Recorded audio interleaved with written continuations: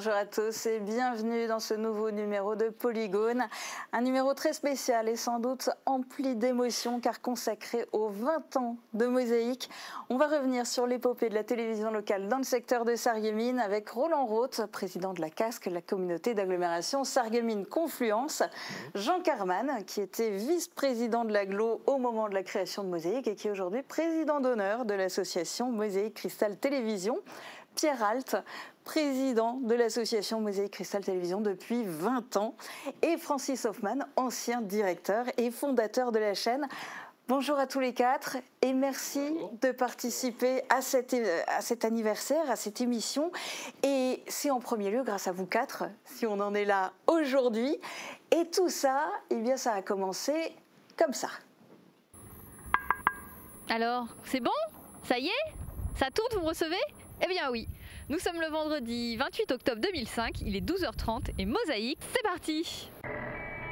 Et oui, tout a commencé comme ça, en tout cas pour les téléspectateurs. C'était le 28 octobre 2005. Mais en réalité, il s'est passé beaucoup de choses avant ce fameux Toc-Toc. C'est le résultat d'une aventure commencée bien plus tôt. Parce que créer une chaîne de télévision locale, c'était au départ une volonté politique. Alors Roland Roth, est-ce que c'est une idée qui était dans les cartons depuis longtemps ? Oui, je crois qu'il faut remonter aux années 90 pour trouver l'origine de cette idée de création de la télé locale. À cette époque-là, je travaillais beaucoup avec Jean, on se voyait tous les jours, hein, et régulièrement on évoquait cette possibilité. C'était à cette date, enfin dans cette période, que nous avons installé notre câble télé qui couvrait l'ensemble du territoire, qui créait des liens entre les différentes communes et qui favorisait donc l'installation d'un tel service. Nous en avons régulièrement discuté, notamment au niveau des budgets quand on les préparait, hein, puisque bon, il y a un coût derrière tout cela. On s'informait à droite et à gauche parce qu'on avait envie de faire. On avait envie de faire tous les deux et je crois qu'on était d'accord à ce niveau-là. Et on a fait un premier pas avec, je m'en souviens bien, une infographie. Alors je ne sais pas si tous les téléspectateurs savent encore ce que c'est que l'infographie. On annonçait des informations par écrit sur l'écran, quelques photos ou alors de petites vidéos sans plus.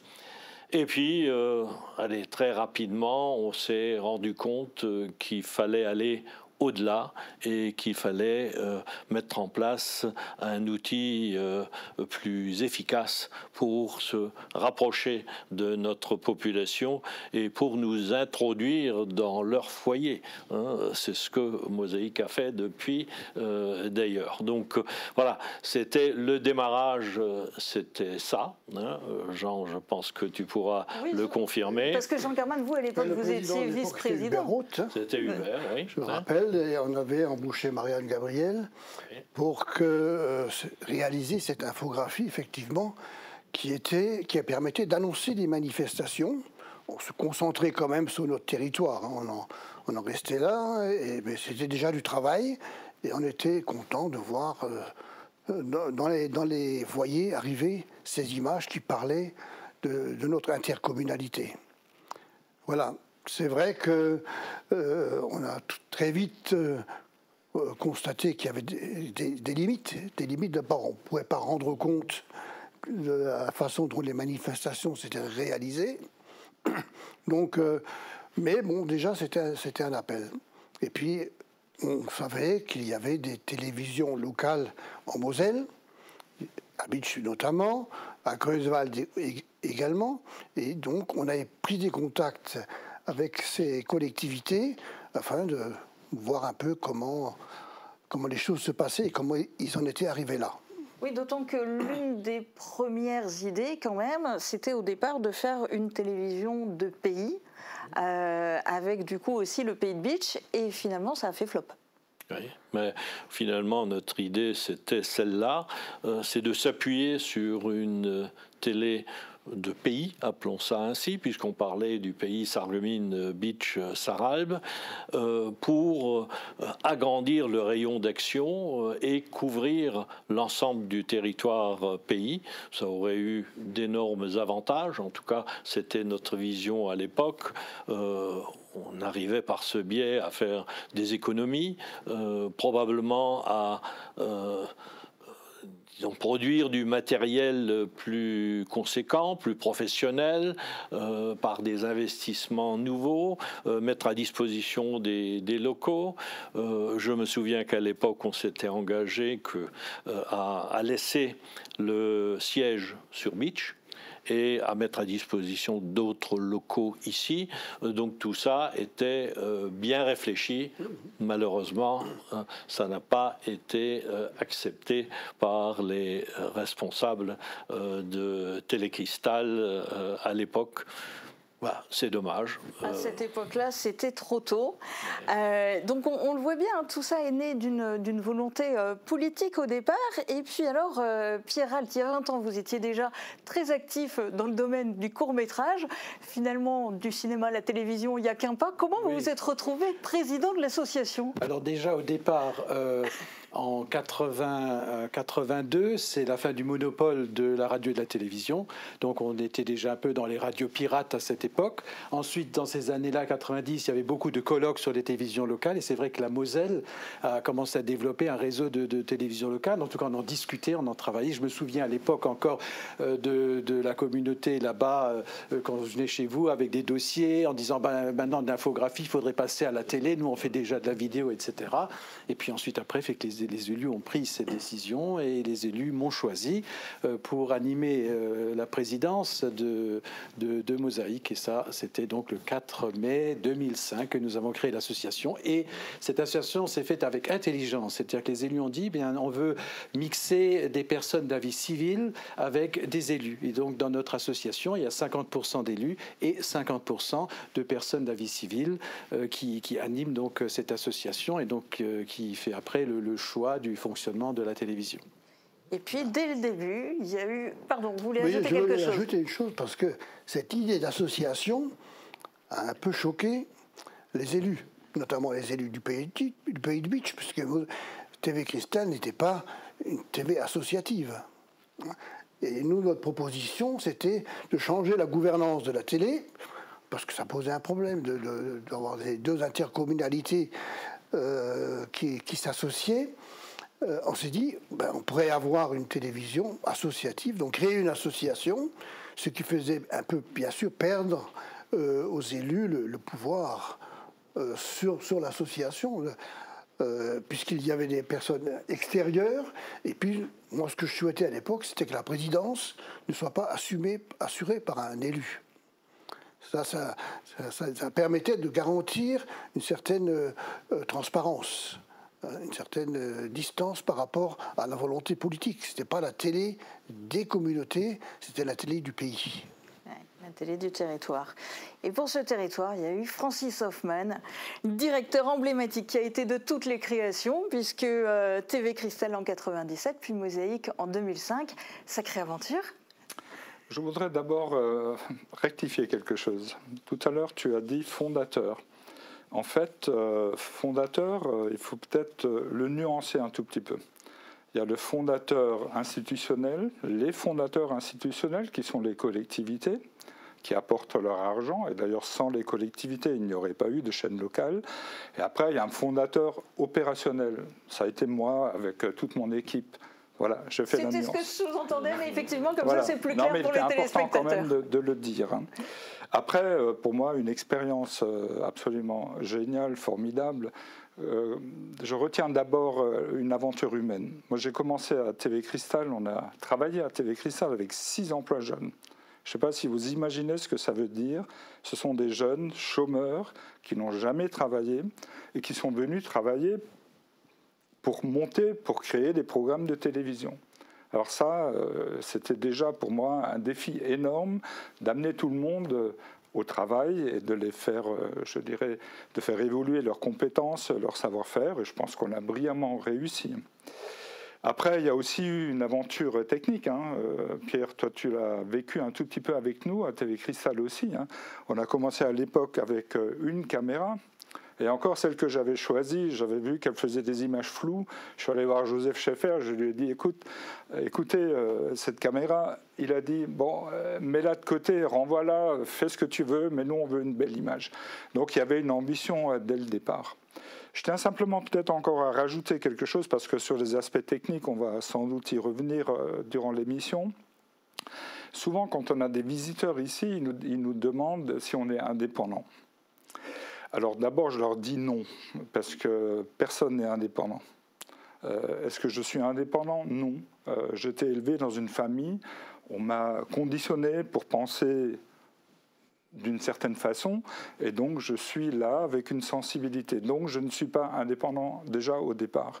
Après, il est vrai qu'on a un financement qui vient des collectivités, on le sait au fond de nous, qu'on le veuille ou pas, donc forcément ça contribue un tout petit peu à notre façon de travailler.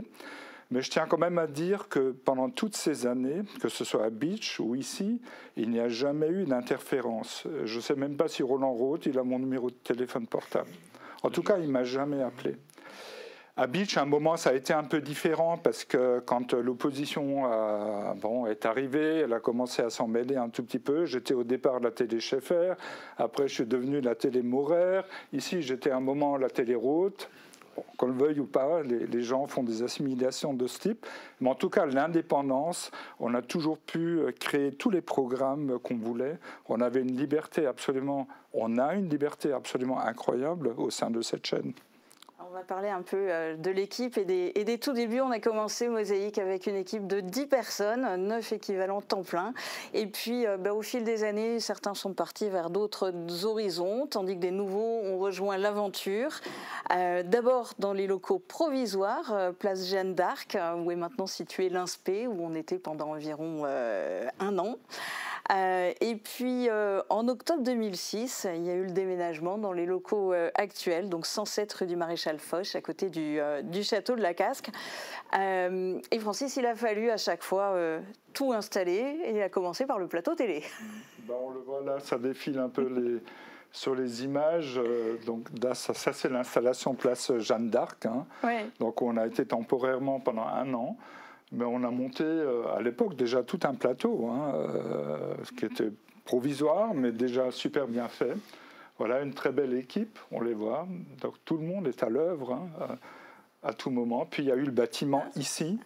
Alors là, ça a été génial parce que la communauté d'Aglo nous a dit, voilà, c'est une ruine, mais on va maintenant la réhabiliter pour vous. C'est à vous de voir avec l'architecte comment vous voulez y mettre les dispositions des pièces et tout ça, où vous voulez mettre votre plateau. Et donc, ça nous a laissé cette liberté. Et puis, on a, je pense, bien travaillé avec l'architecte. Puis, on a fait un beau bâtiment qui est très fonctionnel. Et puis on le voit sur les images du coup aussi des photos, des vidéos des différents membres de l'équipe et de l'équipe de l'époque. Mais on ne peut pas parler de l'équipe de Mosaïque sans avoir une pensée émue en souvenir de Jean Birkel. Il nous avait rejoint dans l'équipe de Mosaïque quasiment au tout début, c'était en avril 2006. Il est décédé en 2020 à seulement 36 ans. Je vous propose de revoir le sujet hommage qu'on avait diffusé à l'époque. Tchuss. La famille Mosaïque est en deuil aujourd'hui. Jean Birkel vient d'être emporté par la maladie. Notre collègue et ami a débuté à Mosaïque le 10 avril 2006. Sa plus grande qualité était la curiosité et son intérêt marqué pour le sport. Et c'est au sport qu'il a exercé ses débuts dans le journalisme. Au fil des années, il a développé une très grande polyvalence. De reporter, il est devenu présentateur du JT pour finalement devenir un excellent réalisateur de films et de documentaires. On ne compte pas le nombre de ses productions pour la télé, mais il faut noter également sa passion pour l'histoire locale. Parmi ses dernières réalisations, les 130 ans de cyclisme à Sarreguemines et sa contribution remarquable pour le film Sarreguemines dans la tourmente. C'est assez rare, mais Jean avait ce don d'être créatif, d'avoir une belle écriture et d'être en même temps un technicien de haut niveau. Vous aussi, Jean Birkel est resté dans vos mémoires ? Oui, un jeune homme d'une très grande humanité et un touche-à-tout, curieux de la vie, curieux de tout. Alors c'est triste que quelqu'un comme ça parte alors que voilà, il avait tout devant lui, tout son avenir devant lui. Et voilà, il était vraiment une curiosité extraordinaire. Extrêmement sympathique, hein. C'est vrai. Et on sentait qu'il aimait la vie, hein, qu'on lui a enlevé trop tôt. Jean était rentré par la mission locale chez nous. À l'époque, on l'avait renouvelé plusieurs fois avant de lui donner un contrat définitif. Donc il n'était pas du tout du métier, mais c'était quelqu'un d'extrêmement précis. Il avait une bonne analyse. Il avait toujours une réflexion. Il nous laissait beaucoup parler. Puis pendant ce temps, lui, il réfléchissait. Il prenait ce recul sur les choses. Enfin, je sais que moi, ça m'a à l'époque énormément affecté, peut-être aussi plus particulièrement parce que j'ai eu un coup de fil, le dernier coup de fil que j'ai eu, qu'on a eu ensemble, il m'a dit qu'il était condamné, quoi. Donc ça a été très difficile. Je sais que toute l'équipe a été chamboulée par ça. Je dirais de grande qualité humaine. Hein. C'est quelqu'un qui était toujours posé, qui était gentil, agréable et très professionnel en plus. La disparition de Jean, c'est évidemment un drame qui a fortement marqué toute l'équipe. C'était un collègue, c'était surtout un ami. Et puis à titre personnel, eh bien, c'était aussi un mari et un jeune papa. Ils sont nombreux dans l'équipe à être parents, parce que heureusement, l'aventure de Mosaïque a aussi été ponctuée de nombreux joyeux événements et de quelques naissances des enfants du personnel qui ont grandi avec la télé, qui se sont régulièrement retrouvés à l'écran. Vous le voyez là sur les images, on a fait notamment une émission de Noël avec Lisa, Camille, Rose, Hugo, Joshua et encore Noah. Et puis en ce moment, eh bien, on a régulièrement Lilou à l'écran, tout particulièrement en cuisine et même avec son arrière-grand-mère. Francis, dans les enfants de la télé, celle qu'on a le moins vue finalement, c'est Marion. Oh, c'est pas vrai, c'est absolument pas vrai. D'abord, Mosaïque, on l'a pas beaucoup vue à l'écran. Non, mais je tiens à dire quand à Mosaïque, elle est déjà un peu plus âgée, mais en tout cas à TV Cristal, elle était très souvent à l'écran. Je l'ai même mis un jour devant le prompteur et je lui ai enregistré tout un journal avec le lancement des reportages et tout ça. Et après, Marion a contribué ici quand même lors de captations où elle était derrière la caméra. Et où on ne l'a pas forcément vu à l'écran pour les téléspectateurs. Mais ça, c'était le clin d'œil humain en passant. On a parlé de l'humain, mais une chaîne de télé, c'est aussi beaucoup de technologie. Et en 20 ans, Mosaïque a connu de nombreuses évolutions, voire révolutions techniques. Alors, il y a eu le 16:9, la haute définition, le direct, les duplex, les prises de vue avec des drones, la mise en place d'un flux RSS, ce fameux flux d'infos qui s'affiche à l'écrit. Ça, c'est ce que les téléspectateurs ont l'occasion de voir et ont eu l'occasion de voir comme évolution.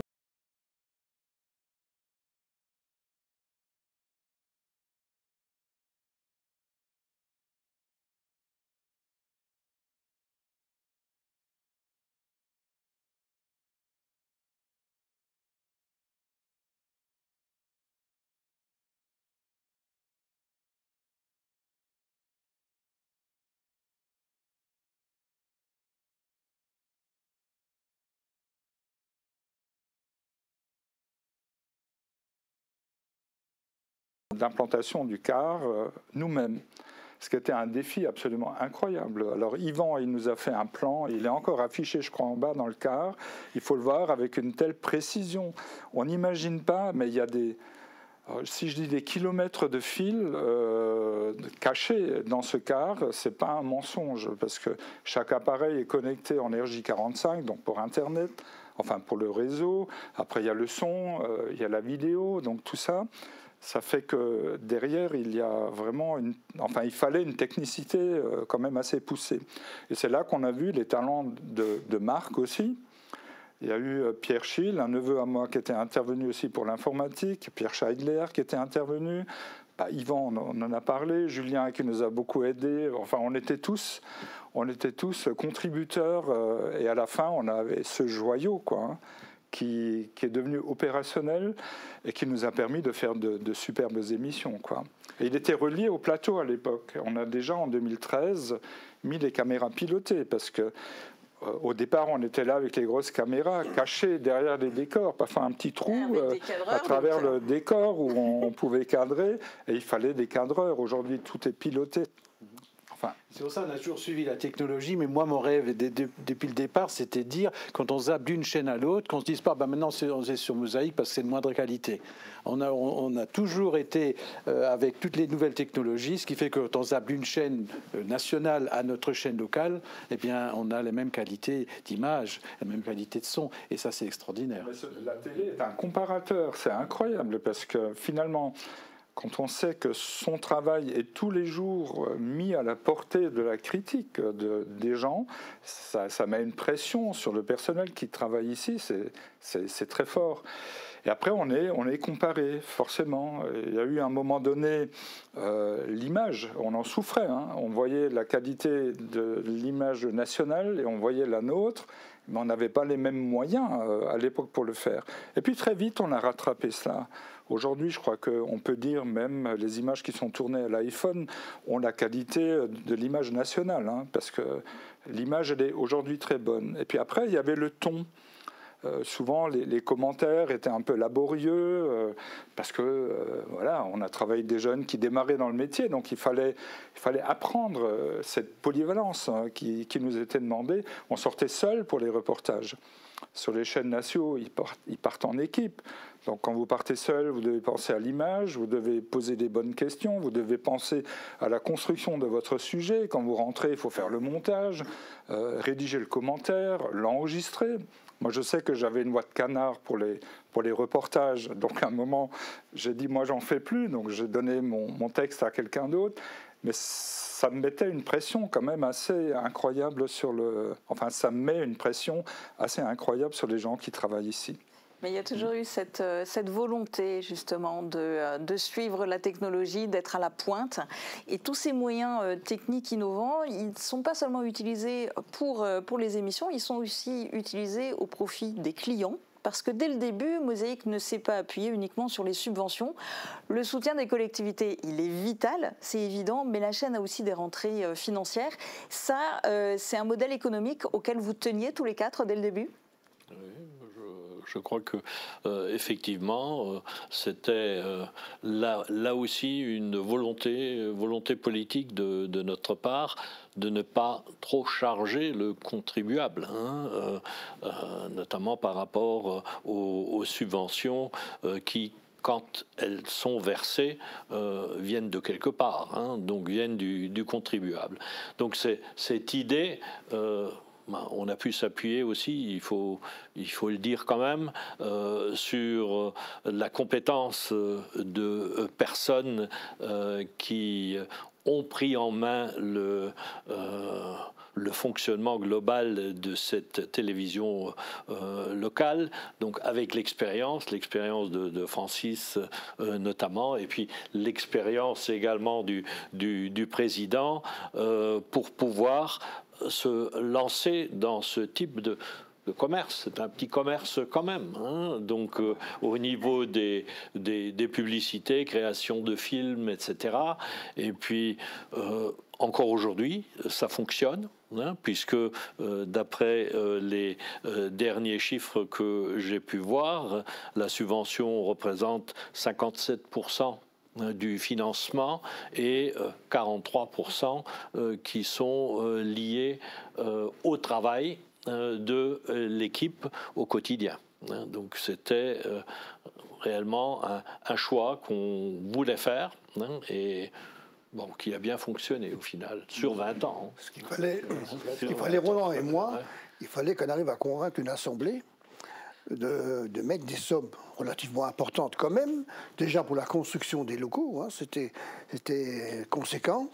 Ensuite, il fallait du matériel de qualité, et c'est la qualité de votre production, la qualité de l'image, la qualité du rendu des reportages, le contenu aussi qui était de qualité, qui a fini par convaincre une assemblée que nous étions tout le temps en train de, je ne vais pas dire de haranguer, mais enfin, sur lesquels on insistait beaucoup. La subvention annuelle à Mosaïque, on en discutait toujours. Et Bon, il y a toujours bien sûr des critiques, mais la plupart des gens ont dit, bon, on a quand même quelque chose de haut niveau, de grande qualité, ça mérite qu'on y mette ces sommes-là. Et comme, effectivement, avec les moyens que vous aviez, pas seulement techniques, mais également humains, vous avez réussi à faire un passage vers le territoire, vers les entreprises, notamment dans la création des films d'entreprise, par exemple. Eh bien, tout ça, ça a contribué à diminuer notre participation institutionnelle et permettre d'autres ressources. Et ça, on le mettait en avant chaque fois. Mais il faut rajouter quand même que d'abord, il y a eu une subvention. On était à 9 salariés au départ. Et finalement, jusqu'en 2018, au moment où on était arrivé à la fusion, on était à 15. Donc on a rajouté 6 emplois. Mais ces 6 emplois, ils ont été financés avec une subvention elle a connu quelques évolutions, mais pas grandement. On a réussi parce qu'on a progressé au niveau des recettes propres. À un moment donné, on était quasiment à un demi-million de recettes propres facturées par an, ce qui est énorme. Mais ce qu'il faut savoir derrière, c'est que ça en fait du job. Donc on a certes monté de 9 à 15, donc avec 6 emplois en plus. On a ici maintenant un département complètement prévu pour la prestation. Donc ces gens-là travaillent un peu pour la télé parce qu'on mixe un peu le personnel ici, mais globalement, c'est 5 à 6 personnes qui se consacrent complètement à la prestation. Et ces revenus de la prestation nous ont donc permis d'embaucher, mais en même temps d'améliorer notre équipement. Parce que pendant toutes ces années, mis à part le cas régie et le matériel mis à disposition au départ, tout le reste de notre progression technique, je dirais, a été assumé grâce à ces recettes de prestation. Et c'est pas facile d'être devant un client, parce que le client attend toujours quelque chose d'extraordinaire. Et je peux vous dire que mon cœur, il palpitait très souvent quand je ramenais un travail fini chez un client de peur qu'il ne lui convienne pas.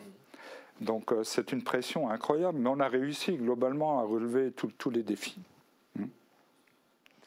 Côté télé, la grille des programmes a aussi beaucoup changé. Il y a des nouveaux formats qui sont apparus, d'autres qui ont disparu au fil des années. C'est normal, c'est la vie d'une télé. Il y a souvent des changements à la rentrée dans la grille. Alors, 20 ans de télé sur le secteur de Sarreguemines, quelles sont les émissions qui vous ont marqué ? Il y en a eu tellement. Mais, au départ, ce qui m'avait bien plu et qui reste encore dans ma mémoire, c'était On Tour. Je crois que c'est... voilà. Dans les villages dans les villages, j'ai trouvé ça très sympathique parce que ça permettait de faire sortir Mosaïque de ses murs, s'installer dans un village, y créer de l'animation.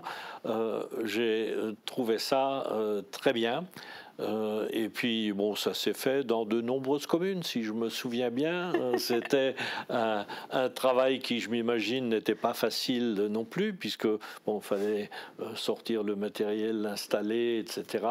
Donc, voilà, ça, c'est une émission qui m'est vraiment restée en mémoire. Et puis, bon, j'ai été amené une fois à participer à l'émission Derrière le miroir, voilà, et qui permettait de rentrer un peu dans le cœur des acteurs du territoire. C'est quelque chose de sympathique aussi. Bon, il y en a d'autres. Je pense que les choix qui ont été faits ont généralement été suivis d'un succès, quoi. Donc voilà. Je trouve que on parle peut-être moins maintenant des activités de la communauté d'agglomération. Notamment, bon, pour un exemple, je parle de la médiathèque. Elle a été longtemps au centre d'une émission qui était souvent, au moins mensuellement, sur les écrans. On parlait du coup de cœur aussi de Nadia et un certain nombre de choses comme ça qui faisaient que c'était un service rendu à la population sur lequel on mettait l'accent et on insistait là-dessus et on faisait en sorte de convaincre les lecteurs de venir dans les locaux, les écoles de venir dans les locaux. Je pense que c'était bien. Après, il y a d'autres services de la communauté d'agglo, comme les déchets ménagers, sur lesquels on a aussi mis l'accent à un certain moment. Peut-être que c'est plus nécessaire maintenant, hein. Je ne sais pas. Mais en tout cas, je trouvais que l'agglo étant avait droit à un retour sans qu'il y ait une pression des politiques, mais un peu pour montrer que l'agglo avait une activité sur le territoire qui permet au territoire d'être meilleur et plus fort. Pierre, est-ce qu'il y a des émissions qui vous ont marqué, des formats qu'on a eus? C'est des émissions auxquelles j'ai participé, c'est des émissions de courts-métrages, des documentaires qu'on a fait avec Jean, qui ont été diffusés sur Mosaïque. Tout ça, ça a été aussi pour nous, créateurs, enfin voilà, je parle personnellement, les créateurs de films, de pouvoir les diffuser sur la chaîne, et puis avec les débats qui vont avec aussi. Et Francis, émission coup de cœur, s'il y en avait une, ce serait laquelle? Il y en a plein. Un coup de cœur peut-être assez récent, c'est l'émission Au Plat. Au Plat, que Marie présente formidablement bien. Elle parcourt le territoire avec son vélo, c'est une passion que j'ai aussi. Et donc je trouve notre territoire, il est absolument formidable. Et grâce à cette émission, on découvre encore un peu mieux ce territoire.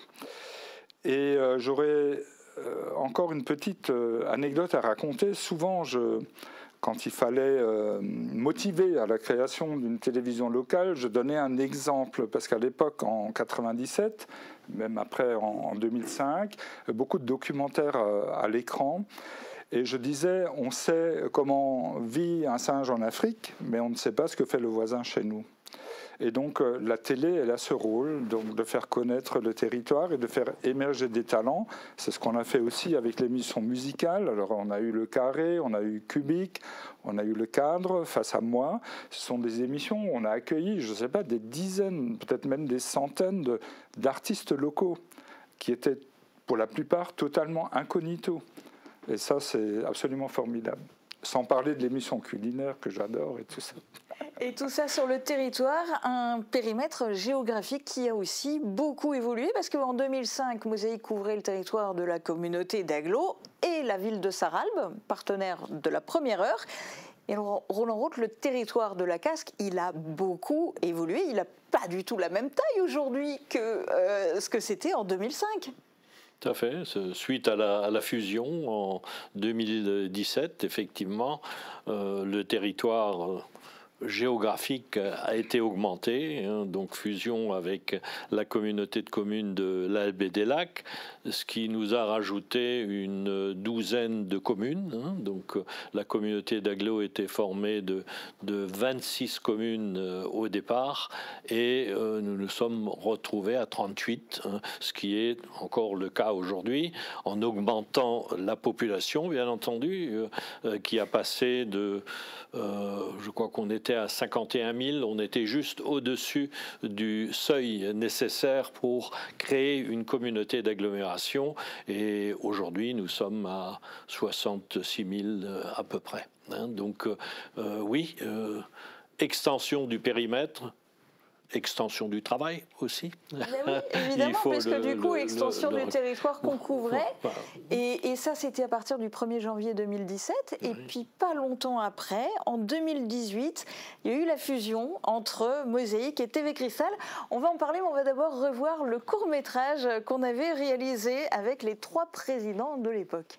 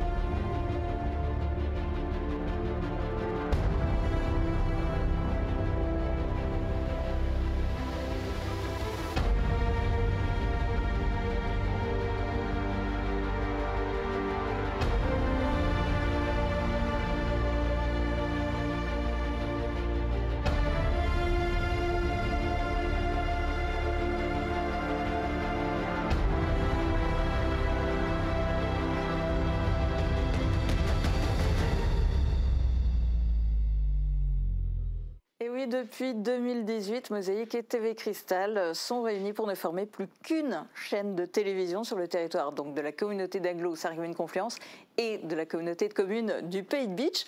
On en arrive finalement à votre idée de départ, une télévision de pays, la boucle est bouclée ? Oui, la boucle est bouclée et finalement l'initiative n'est pas venue de la casque cette fois-ci, elle est venue du Pays de Bitche qui avait quelques difficultés en matière de fonctionnement au niveau de Télécristal. Donc c'était le moment effectivement de nous rapprocher et d'avoir donc un objectif commun et je crois que la présence des trois présidents l'indique bien, une même volonté de faire cette télé d'arrondissement, cette télé de pays que nous souhaitions faire au départ. Et je crois que, on l'a dit d'ailleurs déjà au cours de notre entretien, la télé est créatrice d'identité. Et cette identité, on voulait la trouver sur le terrain, l'améliorer.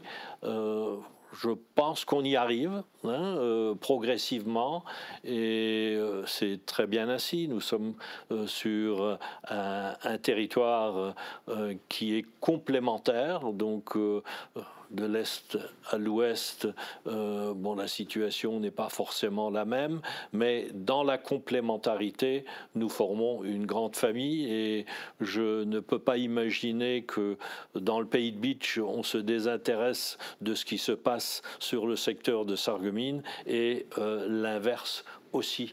Donc, apportons les mêmes informations à tout le monde, les mêmes animations, essayons de travailler pour le bien de l'ensemble du territoire.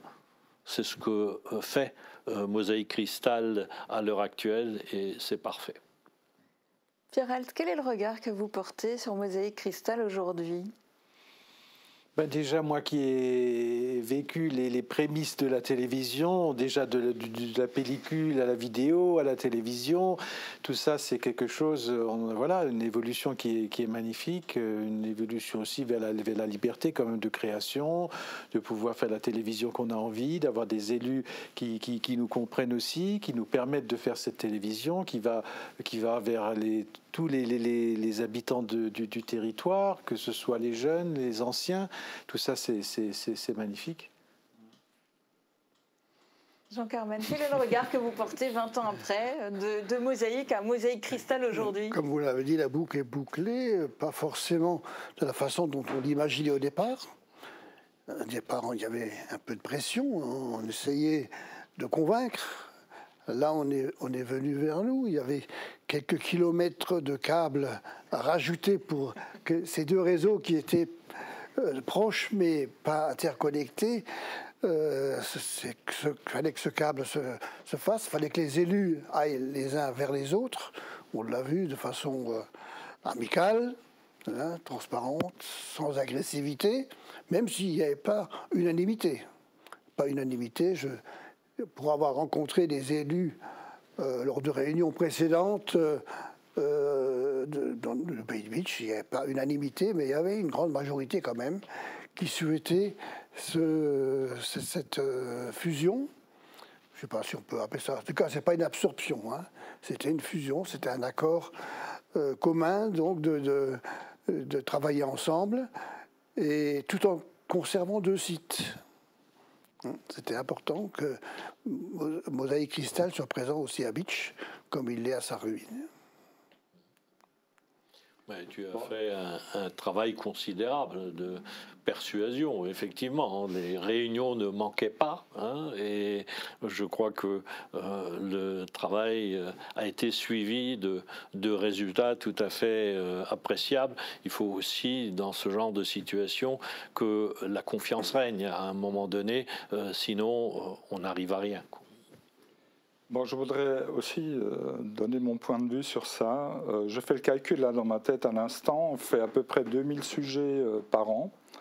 Donc si je raisonne sur les 20 ans, ça ferait 40 000 sujets qui ont été réalisés. Alors ces sujets sont aujourd'hui archivés, donc ça constitue une mémoire audiovisuelle absolument phénoménale, qui a une valeur qu'on sous-estime sans doute à l'heure actuelle, parce qu'elle est peut-être encore un peu trop récente. Mais imaginez, je donne un exemple, on a trouvé des images d'inondations lors d'une dernière émission Café Grenzel de 1900, je ne sais plus comment, c'était avant la guerre. Tout le monde était là et trouvait ça absolument fabuleux.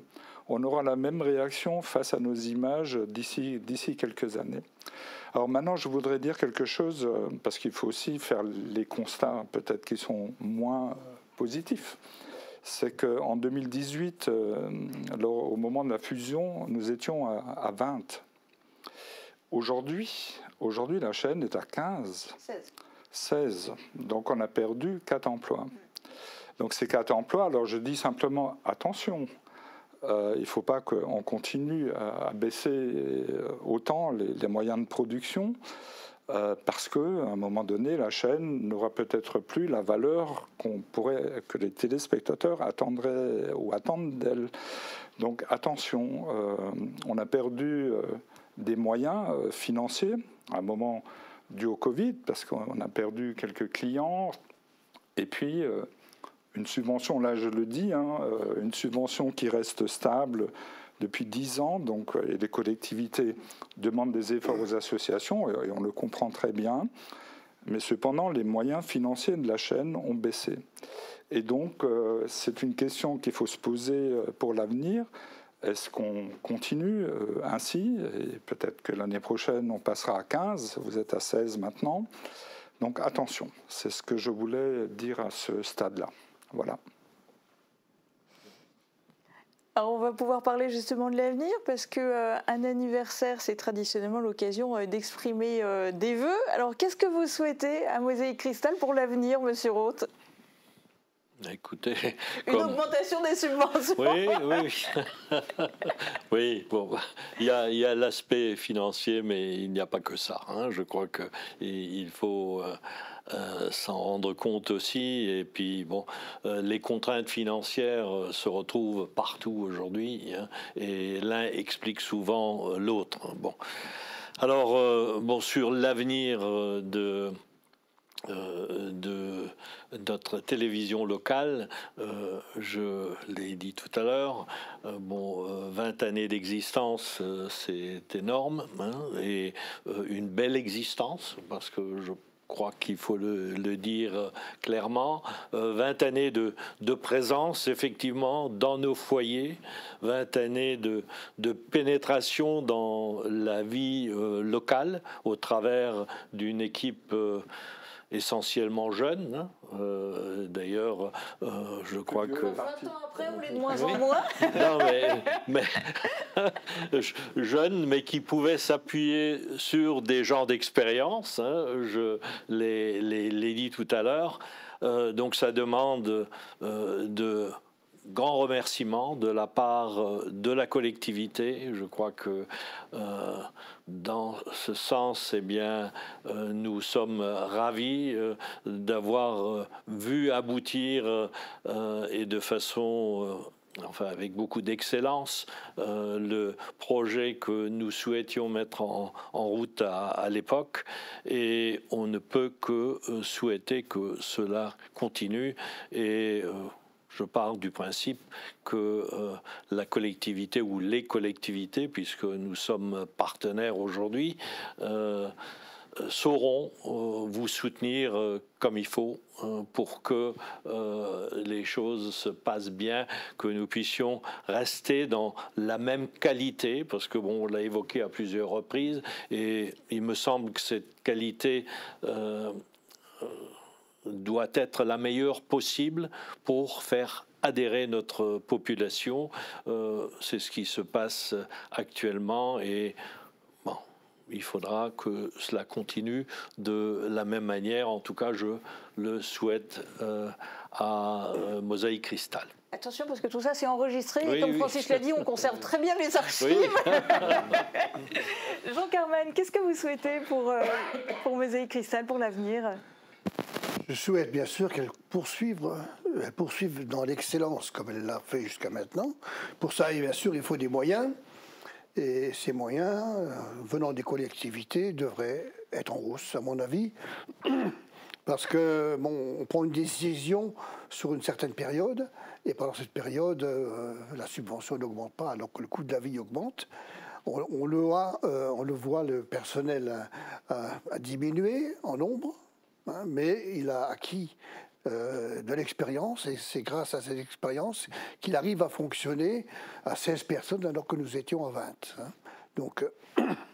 Donc c'est important que les collectivités prennent conscience qu'il faut mettre des moyens, d'autant plus que la télé, la télévision locale, c'est pas seulement ce qu'on voit sur l'écran, hein, c'est tout ce qu'il y a derrière au niveau du territoire, au niveau des entreprises, au niveau des services qu'on rend à la vie associative en transmettant des messages, en faisant part des activités.